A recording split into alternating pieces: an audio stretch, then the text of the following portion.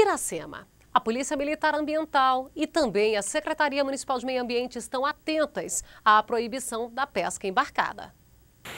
Piracema é o nome dado ao período de desova dos peixes e abrange toda a região do Pantanal nos estados de Mato Grosso e Mato Grosso do Sul. Goiás também adota a mesma regra para garantir a reprodução dos peixes nos rios da região.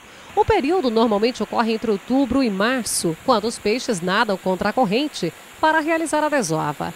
Tal evento é fundamental para a preservação da piscosidade, que é a abundância de peixes nas águas dos rios e lagoas.